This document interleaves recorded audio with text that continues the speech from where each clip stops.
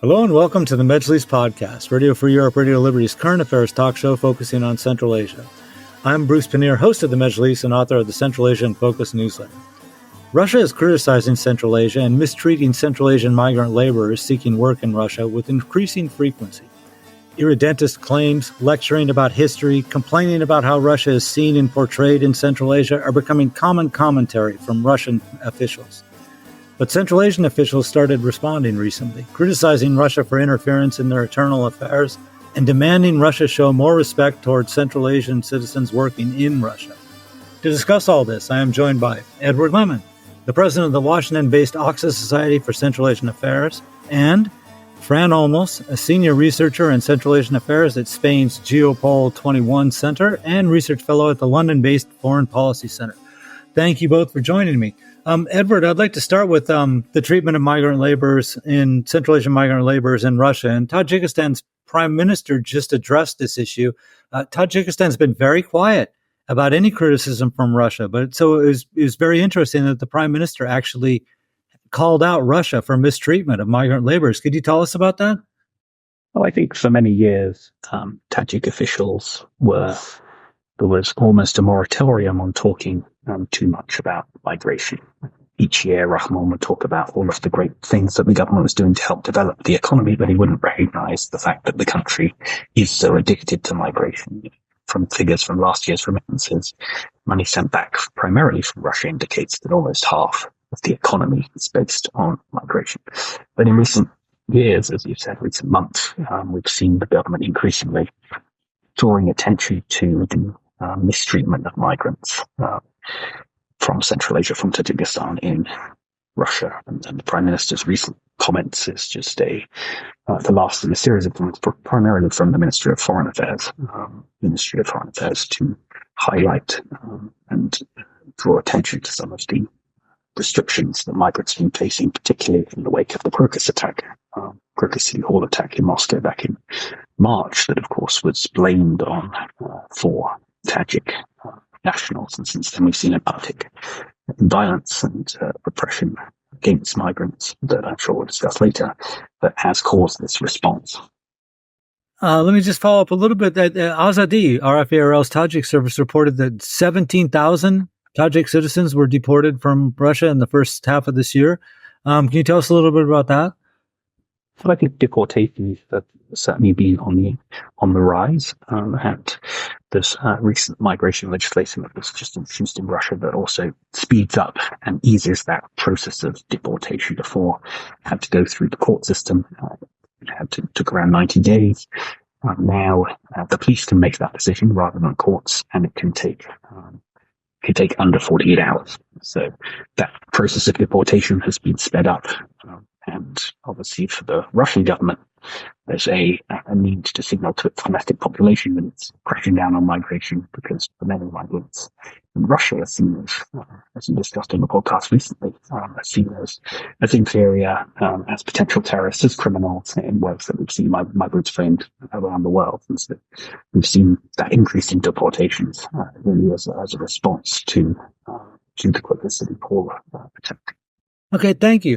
Fran, it's not just Tajikistan, of course. I mean, both the Tajik and Kyrgyz governments have warned their citizens about traveling to Russia anyway. But Kyrgyzstan, for instance, is in kind of a different category than the big three, for lack of a better term, Central Asian countries that contribute migrant laborers to Russia, where migrant laborers are coming to work in Russia: Uzbekistan, Kyrgyzstan, and Tajikistan. Now, at the start of August, the deputy chairman of the parliament in Kyrgyzstan, the government, Idil Baysalov, said that, considering the treatment of Kyrgyz citizens who are migrant laborers in Russia, what's the point of being in this Eurasian Economic Union? Can you tell us a little bit about the treatment of Kyrgyz laborers too, since technically they should be in a different category than Uzbek or Tajik citizens? Yeah, I mean, like you said, technically they should be different because their country is part of the Eurasian Economic Union. But, what it's in paper and what the reality that they face in Russia in terms of the discrimination, racism, and other practices, I mean, it differs little or nothing, regardless of their country's status. So, while from a legal perspective, there's differences also the time when to do paperwork and the bureaucracy and the permits and all the rest.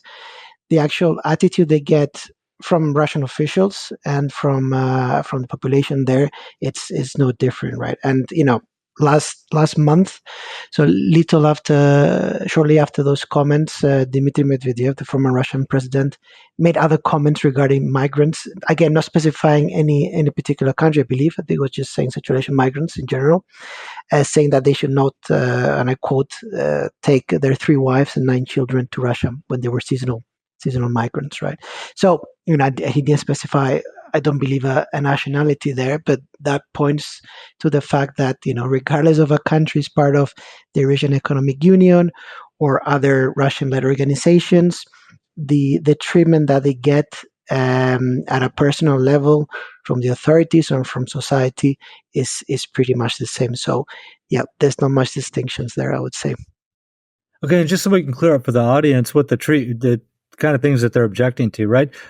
Let's start. Edward had mentioned that after the Crocus City Hall attack in March, things got much worse. Fran, can you, and I'll get from both of you, but Fran, can you tell me a little bit about what's different about trying to enter Russia now? If you're from Kyrgyzstan, Tajikistan, or Uzbekistan, you get to the airport and what happens? So, I mean, again, because I'm not the best position probably to mention that but we hear from the reports, first of all, the border control is much more strict, with her reports of people not being let into the country as they were before. And then, like Edward said, when it came to regulation, they recently amended they can be deported much more easily. So they're already facing trouble there at the actual border, and then let alone then trying to get the work permits, avoiding any sort of confrontation with authorities, being drafted for the war in Ukraine, so on and so forth. So, I mean, it was already not the easiest of experiences, but in the last couple of months, since the Crocus City Hall attacks, it's become tougher for those migrants looking to make a living in Russia. Thank you, Edward. Same question, but also noting that a lot of these people are being held at the Russian airport when they get into the country, right? And then and some of them are put on a plane and sent back after being held at airports in Russia. Yeah, we've certainly seen an uptick in the number of people being denied entry to the country. Obviously, lots of reports of lengthy waits to get into the country, sometimes lasting days, and then resulting in people not actually being let into the country. We've seen an uptick in deportations. We've seen an uptick in raids against migrant locations where a large number of migrants work. Various different agricultural businesses, work, building sites, and so on and so forth. So really, this is about the government of Russia performing this crackdown on migration to appease its domestic population, and obviously that domestic population has also been involved in many of these reprisals. Data from the server center that collects kind of data on xenophobic violence pointed to an uptick since March, or in the months following March, April, May, and a doubling in the number of incidents of online harassment or posts that were calling for xenophobic violence against migrants. So we've certainly seen, the public also becoming part of this crackdown on migration. Okay, thank you. And to get back to Prime Minister Rasulzade's statement, he also mentioned, and you just touched on it too, that there's the increasing recruitment of labor migrants from Tajikistan. And this, of course, applies to the other Central Asian countries too. But can you tell me a little bit about that? Is it increasing, the recruitment of Central Asian migrant laborers? To the war in Ukraine? Yeah, exactly. Well, technically, I suppose recruitment into the Russian military. But yes, I think a lot of them end up in Ukraine. Yeah, I think that this is a very complex issue, and I think Tajik citizens are particularly vulnerable because they are allowed to have dual citizenship, and they've been taking up dual citizenship in increasing numbers. So many of those people are dual nationals, and therefore, because of their Russian citizenship, they are therefore eligible for drafting into the Russian military. But we also have lots of evidence of others being offered pathways to citizenship being in other cases arrested and threatened with deportation unless they serve in the Russian military. And in other cases, we have a lot of migrants also being drafted into roles or recruited into roles, non-military roles, but rebuilding parts of the occupied territories in Ukraine. So really, we've certainly seen this nexus between increasing repression and that being used as a tool to increase recruitment to the Russian military. And I think Tajiks seem particularly vulnerable. But, we've seen this across the board with other migrant groups as well. Mm-hmm. Okay, thank you. All right, let's get into the war of words that's been developing here. And we'll start with Uzbekistan since they've been the most vocal. Fran, tell us, recently we just had another problem with statements coming out of Russia that were not warmly received, I'll say, in Uzbekistan. Can you tell me about some of the cases? And I guess we start with the school case and with the Russian language. Sure. So what happened was, to in a nutshell, a teacher, physically abused, or a student who requested to learn the language class in Russian. Now there was a video that went sort of viral. So the spokesman of the Russian Foreign Ministry, Maria Zakharova, she made a comment saying that Uzbekistan should address that issue and investigate into what happened.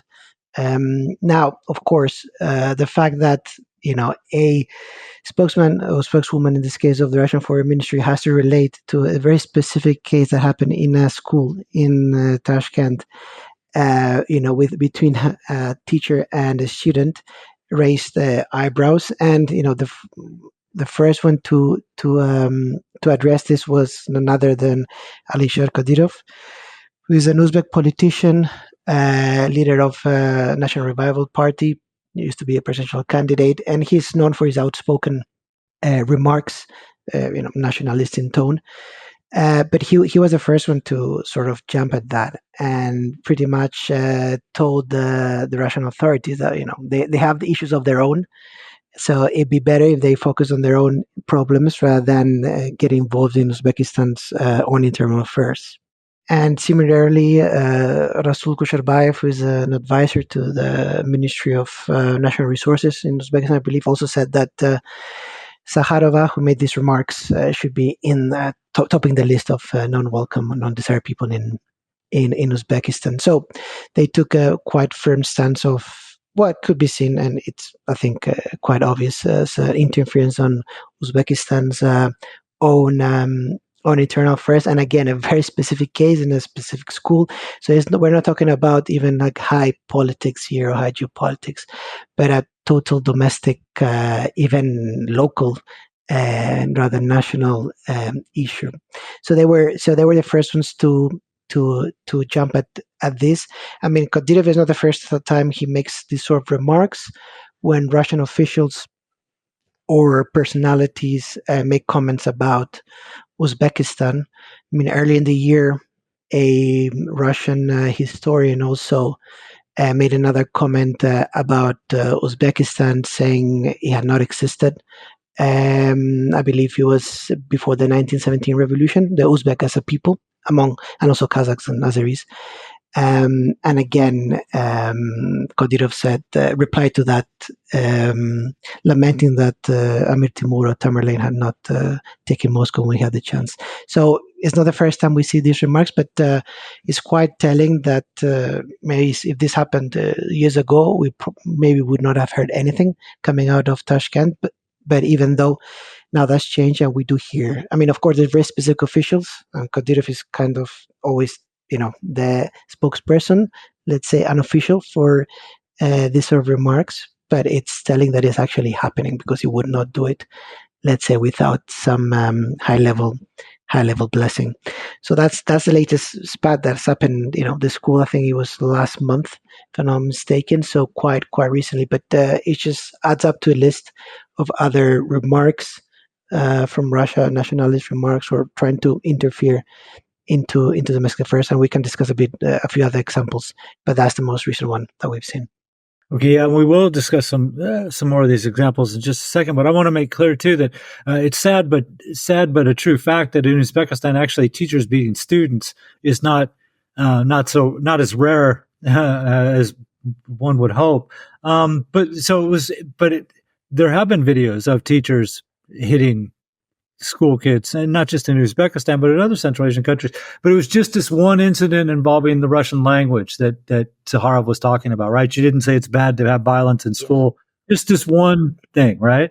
When any Central Asian country puts in a law, approves a law, for instance, to promote its own language, national language, Russia, the Russian authorities see Russian as something they need to protect, and whether that's from a regulation point of view, or whether this specific case, when it's in a school in the capital of Uzbekistan, they're always jumping at the occasion of to protect in their view, or interfere. But when they seem to be very defensive when it comes to Russian language, and reminding that pretty much they're looking, and any movement against Russian language, even if it's something as symbolic and small in scale as what we've seen last month, they will not let it pass, and they will make any sort of remarks, and make their minds clear. Okay, thank you. Let's stick with school and move on to Tajikistan and history in particular. Russian Duma deputy Mikhail Matveyev recently posted information that questioned the way that Tajikistan is teaching history of Russia's presence in Central Asia. And that also sparked some response from Tajikistan. Can you carry me through this story, Edward? Yeah, and so this was another relatively recent case where the deputy Matveyev criticized the way in which expansion of Russia into Central Asia, and Tajikistan in particular, was framed as an invasion, was framed as a foreign occupation, was framed in imperial terms, which was an accurate representation of what was happening at the time. But of course, to Russia, they have this, what Edgar Marat and Boticus Gassenbecker have called this imperial innocence. They don't think of themselves as being historically an empire. They were an elder brother. They came and they brought benefits to the people of Central Asia. It wasn't a traditional colonial relationship. It was one that benefited people on the ground. And so this interpretation continues. And in this latest case, we had some pushback from the Tajik side. We saw Shohin Sahadi, who was the head of the information department in the Ministry of Foreign Affairs, saying, well, look at your textbooks that teach history ethics the night trade. They talk about a genocide of Russians in Tajikistan during the Tajik Civil War that broke out in 1992. At the time of independence, about 10% of the Tajik population was ethnically Russian. And during the course of the Civil War, many of those people did leave the country because they migrated to Russia and elsewhere because of the difficult situation facing the country at that time. But to frame it as genocide is not an accurate characterization, because no such genocide existed, and somebody directly criticized that and said that was inciting ethnic hatred and was just aimed at sowing discord and anti-Tajik feelings. So in this case, they turned what Russia claimed to be an inaccurate representation of history in Tajikistan on its head, and said that, well, the Russians are mischaracterizing the period of the Civil War in Tajikistan. So again, more evidence, like Fran mentioned, of pushback against some of these more chauvinistic and inaccurate narratives from the Russian Federation. Thank you.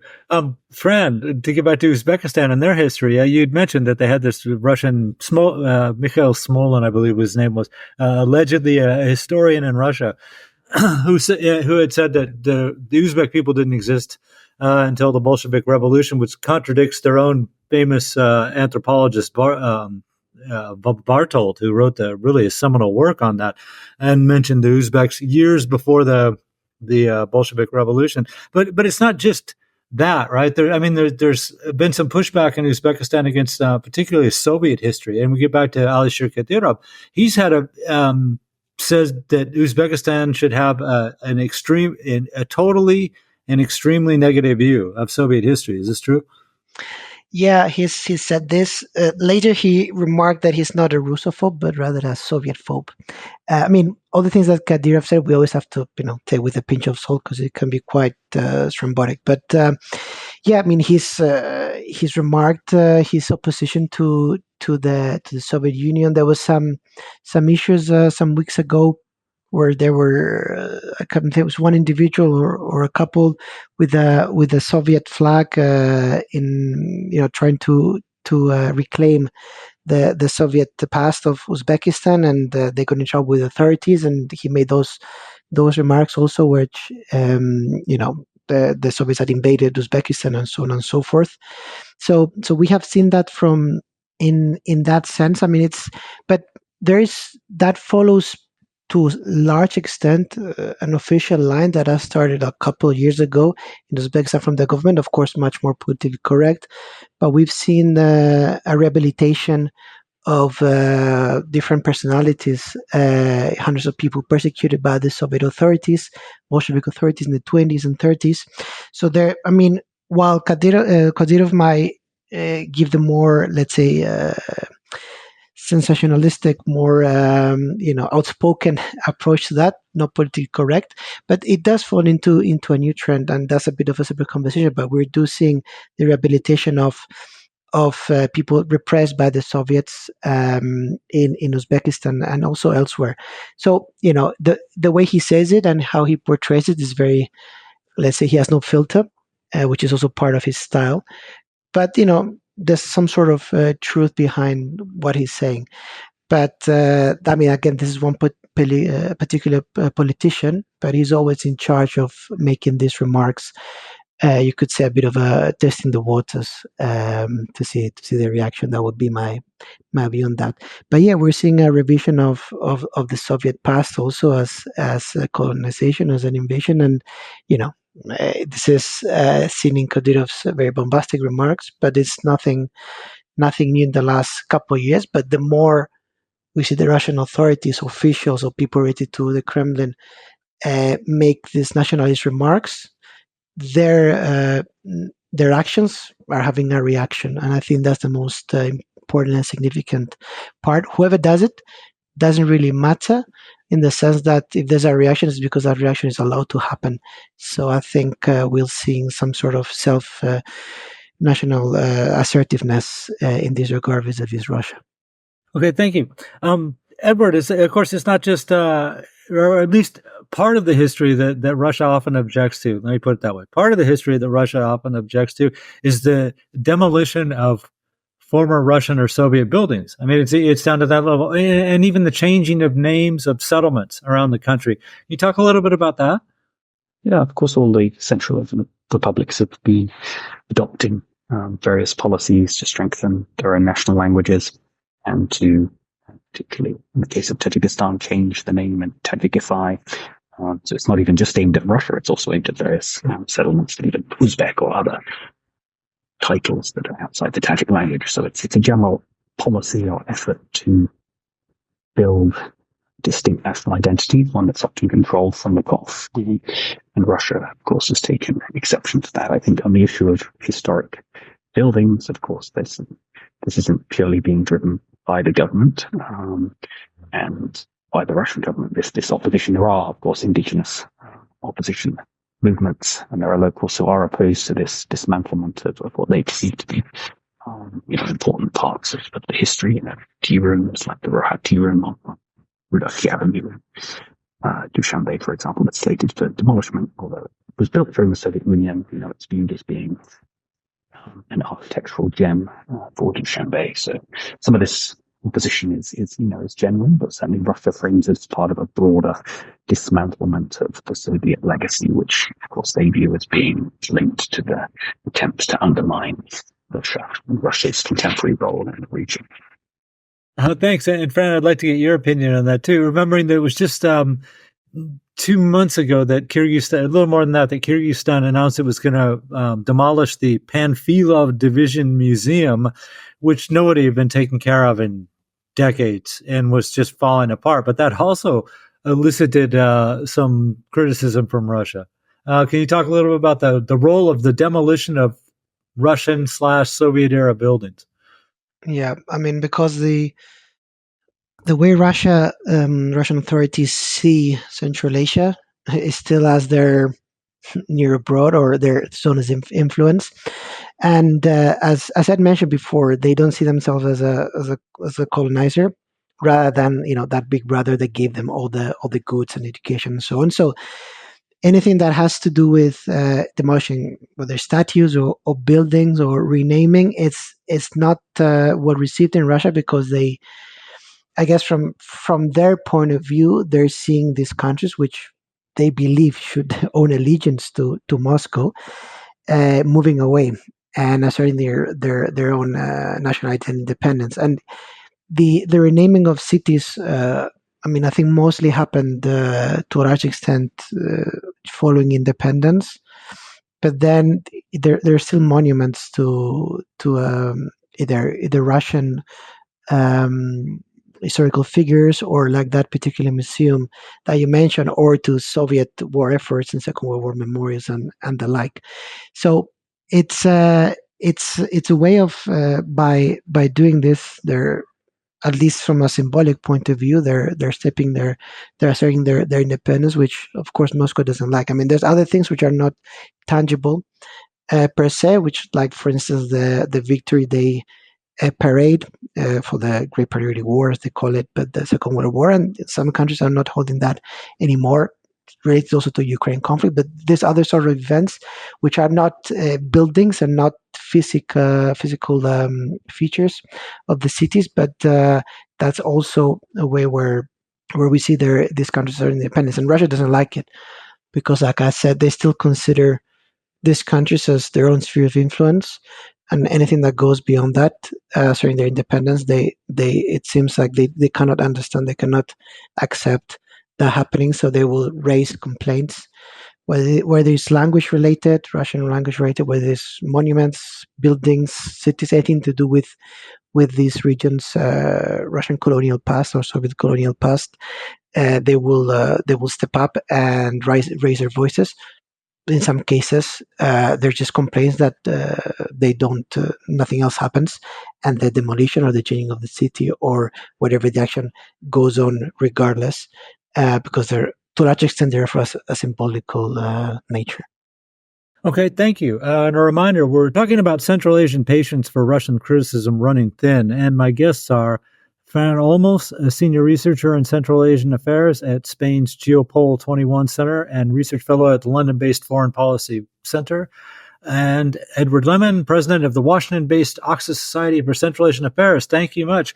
Let's get a little deeper into this. What is all this doing to the relationship between these two countries? I mean, I suppose in a weird way, you could argue that this is actually helping Central Asia's independence, because Russia is supposed to be a partner and a friend, and yet you get all this criticism and the bad treatment of Central Asian migrant laborers working in Russia. So what is the relation? What is this doing to the relationship between the Central Asian states and Russia? Edward, I'll start with you. Well, I think when we compare attitudes to Russia and China, historically we've always characterized the relationship between China and Central Asia as warm politics, cold publics, right? I.e., the relationships between the elites were very strong, but relationships between the peoples were weaker. Right? There's a lot of xenophobic sentiments present in Central Asia. And I wonder if, with regards to Russia, we're moving in the same direction. Certainly, with regards to data from the Central Asia Barometer, which unfortunately recently had to close down due to pressure from the governments in the region, but was doing some amazing polling work. With regards to Kazakhstan, for example, polling data from 2017 would point to 5% of people having negative attitudes towards Russia, and data from their latest wave would point to 33% of people in Kazakhstan having negative attitudes towards Russia. And I broke out some of that data by age, and the vast majority of under 30s have negative attitudes towards Russia. And on the flip side, the vast majority of over 50s have positive attitudes towards Russia. So there's this generational shift, and I think with the ongoing war in Ukraine and the decolonization movement, we'll see potentially increasing negative attitudes from the public. So I think that's been, for me, one of the main consequences of the full-scale invasion of Ukraine. for Russia's influence in Central Asia. But although in many ways its influence in certain sectors has increased or stayed steady, particularly in its relations with the public in Central Asia, it's become much weaker. Its societal influence has been a lot more pushback from the public, but also the governments of the region, as we've discussed, responding to that more negative public sentiment. I think it's particularly strong in Kazakhstan, as I mentioned, but it's also there in Uzbekistan and Kyrgyzstan as well.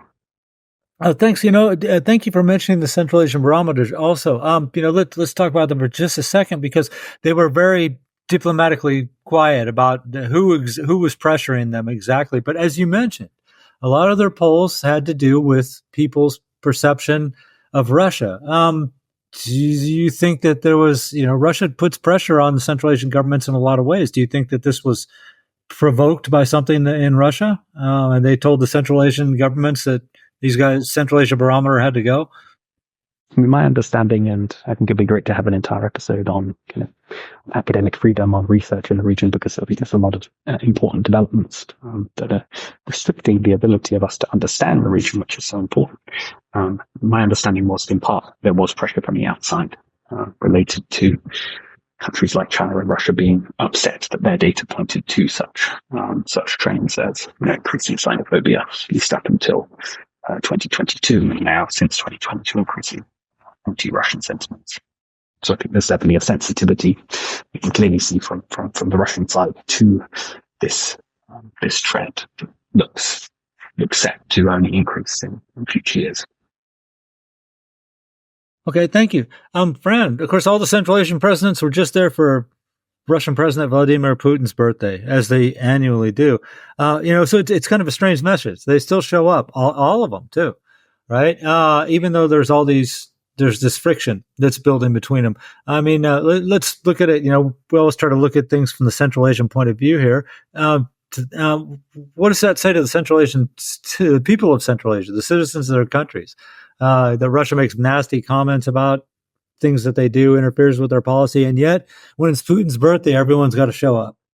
I mean, the fact that they show up to his birth. I mean, the central governments. I'd say this, latest remarks, these episodes against, like we've been talking about, discrimination and nationalist remarks from Russia. They have not. I don't think they've altered the relationship between the governments at the government level. But probably the global situation, but this the war in Ukraine, has made the Central Asian governments more assertive when replying to this. This doesn't mean that at any point they're going to oppose or they're going to, Russia or deteriorate its links with Moscow, but they have a bit more of assertiveness compared to what they were before. But I don't think these remarks are going to change the way they interact at let's say at a high level. Now, of course, the Central Asian citizens, even though they see these remarks, I think that the vast majority, and again, I don't have evidence for this, but anecdotally, they know that Russia's influence, and Ed already quoted some figures. Also, there's a generational divide. Perhaps more nationalist elements of the societies are not that comfortable with that, but they're still not any movement against Russia as a whole, or at a large extent that we see against. There's no evidence, but this is more based on anecdotal evidence. So on the one hand, the governments will continue regardless of these remarks. I mean, they've been standing these sort of remarks for years. I mean, it's true that they've increased in intensity and in the numbers since 2022, since the war in Ukraine. There's been more of a ultra-nationalist wave in Russia. So these remarks have definitely increased since then, but they're not new, right? We can go back to 2014, for instance, Putin questioning Kazakhstan's statehood, right? So it's nothing new. They've grown in intensity, but they're not. I don't think they're going to change that much any sort of relationship between the governments. Nonetheless, like I said at the beginning, now the Central Asia governments can reply with a more assertiveness that probably they wouldn't do in the past. But I think that's what's changed. But in terms of how this changes the relations between between the region and Russia. I don't think it does. And from a social point of view, I think there's also other priorities that Central Asian citizens would like to focus on in everyday lives, rather than a Russian politician or official saying something and the Russian president going to Moscow for Putin's birthday. I think there's other priorities. At least that's how I see it. Okay, thanks. Edward, is these recent responses to comments that have come out of Russia or the treatment of migrant laborers, Central Asian migrant laborers in Russia, where's it being generated from? Is this, do the governments in the region, do they sense that there's some popular disapproval that needs to be vented somehow, or is this purely on a government level? I think it's very difficult to tell, but certainly, the increasing seniority of the people who've been involved in some of these statements, like the deal that Silas, as you said, in comments about the Eurasian Economic Union, indicate that. I think it's a combination of both. I think there certainly are people within the governments of Central Asia who are alarmed about, Russian chauvinism, are concerned about the situation facing migrants in Russia, about Russia's, we know, invasion of Ukraine, and it's generally more disruptive criminal behavior. And so I think there is that concern from my interactions with government officials. But at the same time, I think there's also that recognition that, particularly on the case of people like Alisher Kadyrov, as Fran mentioned, that there is this appeal to segments of the population that are increasingly opposed to Russia, and want to not necessarily only opposed to Russia, but are supportive of their own nation and nation building. And are nationalists who view Russia as being one of the numerous others against which they're finding their identity. But it's a combination of both a genuine sentiment amongst some segments of the elite. So there's a need to push back against some of these Russian statements, but at the same time, there's also that popular element. Thanks. Fran, kind of the same question. Let me rephrase this a little bit. In Russia, when people make these comments about Central Asia, whether it's Kazakhstan belongs to Russia, whether it's what language is official or what buildings they're destroying or anything like that, they always attributed that to being the opinion of an individual, right? So, but at the same time, it's pretty much understood that they're expressing a semi-official view of the area, but more generally the popular view. They're kind of appealing to their own population by saying this, right? That this is the way they should treat Russia. This is the way they should remember Russia. Is this the flip side of the coin when they do this in Central Asia? Is this the Central Asian government's having an individual give his opinion, knowing that it's going to be well received by the population? I don't think it's a wrong idea. I mean, of course, we cannot prove it, but for me, it does make total sense. Like we mentioned, Alisher Kadyrov's words aiming at more nationalist segment of population.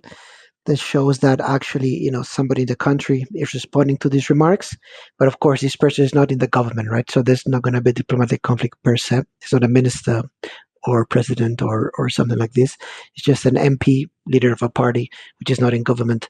So it does make the total sense that there's a way of addressing venting some of the frustrations of some segments of the population, showing that something is being done or some sort of response is being given, although not officially by the government itself, but let's say of an official, an MP, a politician in the country. So I think that is very true. I mean, of course, it will differ in the countries, but if we're just talking about Uzbekistan, which is the most obvious case, I think we can clearly see that happening as a very, and he's always the same person, so it's very clear who he targets, and even. Kadyrov, even during the presidential campaigns and all that, he's always made this sort of remarks. So he's always targeting, more nationalist Uzbek part of the population, and then it can be used to vent the frustrations, to give some sort of unofficial answer, to calm things at home. Because, for instance, You could argue if he had not made these remarks or, answer every time, any Russia official or academic or analyst, threatens or interviews in Uzbekistan, where would that frustration go? I mean, there could be people questioning, what are we doing about this? Nobody's standing up, for us. So, but in this case, we have that figure that, okay, an answer has been given, and then let's move on. It doesn't create a diplomatic issue with Russia because it's a political figure, but it's not in government. And then, let's go on with our lives as usual until the next remarks come from the Russian Foreign Ministry or some other politician or some other analyst, and then he can counteract that again, and so on and so forth. As long as it doesn't go above that level, I think it's more of a way of venting potential frustrations of some segments of the population. Definitely, yeah. Okay, thanks. We're pretty much running to the end of time, but I'd like to get some last comments from both of you, and just your opinion on what the Central Asians actually starting to respond to these comments from Russia means for the relationship between Russia and these Central Asian countries.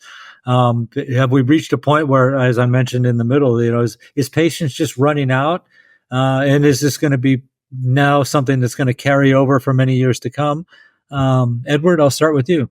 I think it's certainly something that we can expect to continue to happen as Russia's role in the region continues its long decline. As I said before, certainly since the full-scale invasion of Ukraine, we've seen Russia strengthening its role in the region in certain ways. The region's now become crucial to Putin's kind of continued demonstration of Russia's great power status.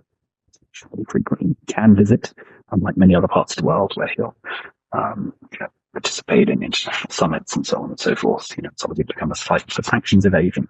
So the region's become more and more important to Putin. But I think in general what we're seeing is the region looking to diversify its ties with other countries. We're seeing a region in which the population is increasingly questioning the Soviet and imperial past, and increasingly viewing Russia in negative terms. And I think that's something that we're going to continue to see, and governments of the region will continue to respond to this and increasingly push back against some of the more chauvinistic and threatening statements by Russian officials. And I think it's only something we're going to see strengthen, I think, in the coming years. Okay, thank you. Fran, I'm going to give you the last word. I mean, there's a lot of ties that bind Central Asia and Russia. Are some of the Central Asians cutting some of those, certainly in terms of how they view Russian government, the history with Russia and Russia's people? I think the historical narratives, I think they're being revisited quite strongly, especially to regards to the early Soviet past. But of course, that's also a generational thing. I think it's sort of become, since the war in Ukraine, business as usual for every couple months to hear some of these remarks coming up from Russia. So it's becoming a bit of a new normality. So as such, the central governments, they're being more assertive, but they're not overreacting. Now, well, I think it will be interesting to keep an eye on, and I agree with that. I think this is going to, keep on going, for the near future, definitely. What will be interesting to keep an eye on is if, either from a Russian point of view, the remarks are coming by even more senior officials, which will be Putin or people even closer to him, and also from the responses from Central Asia, if it's going to go to at some point to a presidential level or similar. I think that would indicate a picture if the relationships are really souring because of this, which I don't think they will. But, if we get to that point, then we would probably have to record another episode of the Majlis about that, because that would be signified as significant. That would mean we'll be looking at a significant change in their relationship. So I would keep an eye on, if this tit for tat is going to continue, is it going to be kept at the same level, and sort of like I said, business as usual, or is it going to escalate at some point? I have my doubts that it will, but of course, seeing how things have changed in the last couple of years, international relations, anything could happen. that would be my final those would be my final remarks. Okay, great. Thank you. So, thank you, Edward, and thank you, Fran, for being on the program. We have run out of time. I'm sure we're going to come back to this topic again soon. And I'll be happy to have you both on the show. And of course, a big thank you, as always, to Nathan Shoemaker, our Medjlis podcast producer in Washington, D.C. And a reminder, you can subscribe to the Medjlis podcast or the Central Asia Focus newsletter by visiting Radio Free Europe, Radio Liberty's website at rfarl.org. Thanks, and we'll be back soon. Bye-bye.